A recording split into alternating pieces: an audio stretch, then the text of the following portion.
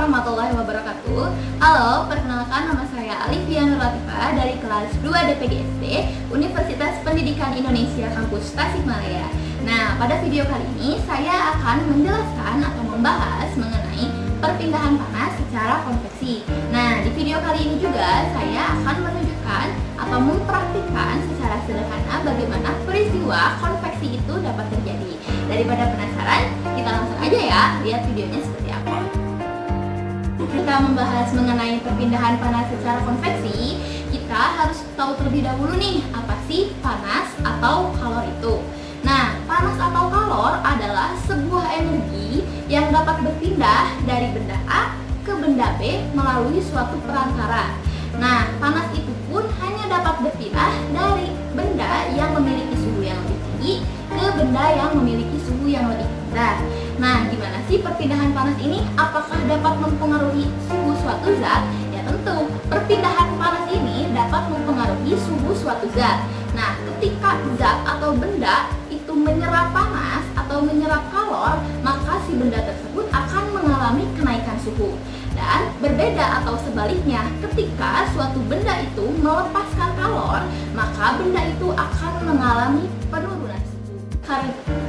Karena perpindahan panas itu membutuhkan suatu zat perantara atau medium, maka di sini terdapat dua jenis perantara untuk menghantarkan panas. Yang pertama yaitu ada konduktor dan yang kedua ada isolator.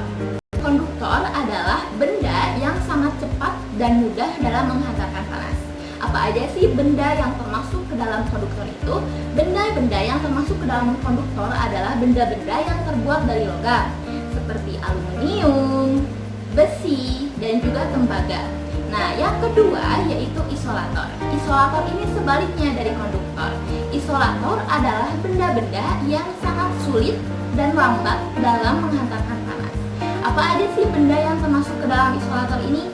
Benda yang termasuk ke dalam isolator ini diantaranya ada karet, plastik, dan juga kayu. Gimana? Udah paham belum mengenai apa sih panas itu atau apa sih kalor itu? Jika kalian sudah paham mengenai panas atau kalor itu apa, maka kita lanjutkan ke perpindahan panas secara konveksi. Perpindahan panas terbagi menjadi 3 cara. Yang pertama yaitu konveksi, yang kedua konduksi, dan yang ketiga ada radiasi.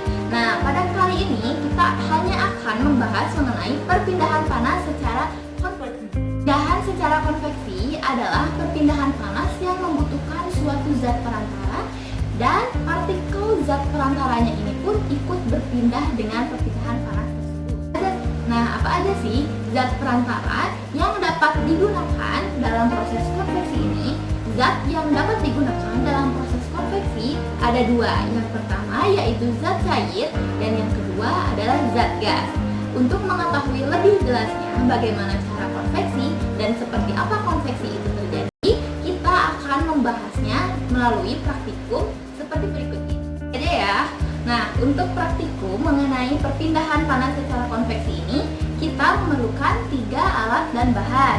Yang pertama yaitu air yang sudah ditempatkan di dalam wadah bening seperti ini. Dan yang kedua adalah pewarna makanan, bebas ya mau warna apa saja.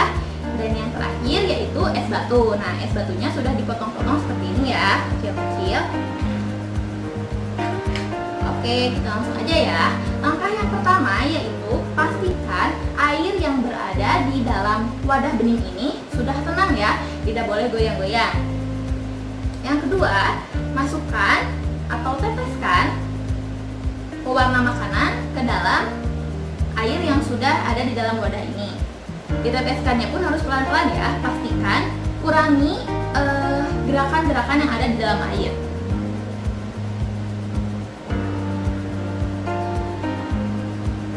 Nah, seperti itu.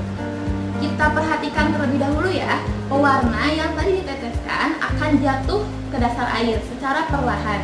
Nah, kita pastikan dulu pewarnanya telah benar-benar jatuh ke bawah.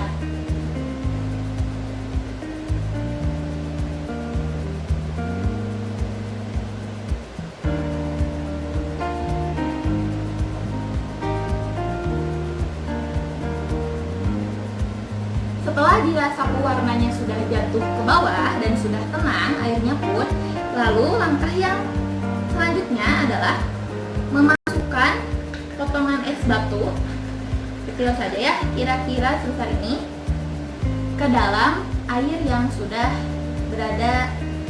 sudah diteteskan pelan. Memasukkannya pelan-pelan ya.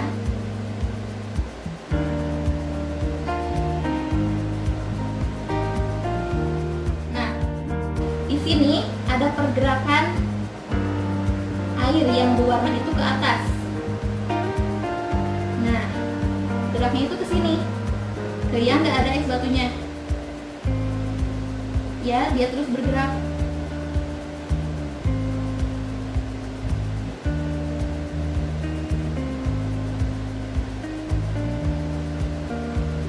Nah, airnya bergerak dari sini ke atas, memutar. Air yang berwarna merah dapat bergerak ke atas disebabkan karena adanya proses perpindahan panas secara konveksi. Nah, air yang di atas itu karena telah dimasukkan es batu ke dalam air tersebut, maka suhunya pun lebih rendah dibanding dengan air yang ada di bawahnya.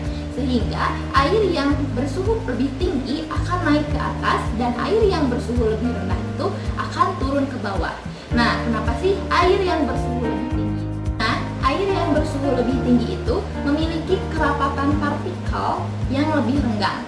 Ketika kerapatannya itu lebih renggang, maka massa jenis air pun atau massa jenis zat tersebut akan lebih ringan. Ketika massa jenisnya sudah ringan, maka air panas tersebut akan naik ke atas dan digantikan oleh air dingin yang memiliki kerapatan lebih padat dan massa jenis lebih rendah ke bawah. Dan begitu pun selanjutnya akan mengalami perputaran. Perpindahan panas secara konveksi ini dapat kita temui dalam kehidupan sehari-hari. Di antaranya yang pertama yaitu saat kita merebus air di dalam panci, yang kedua yaitu pergerakan pada balon udara, dan yang terakhir yaitu perpindahan angin darat angin laut atau pergerakan angin darat angin.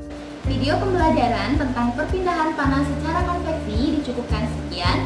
Terima kasih kepada yang telah menonton video ini dan mohon maaf apabila banyak kesalahan dari saya. Semoga video ini dapat bermanfaat bagi kalian semua. Semangat untuk adik-adik yang sedang sekolah dari rumah dan teman-teman semua yang sedang kuliah daring dari rumah. Mudah-mudahan kita semua terus berada dalam lindungan Allah Subhanahu wa taala. Sampai jumpa di lain video. Stay safe everyone. Assalamualaikum warahmatullahi wabarakatuh.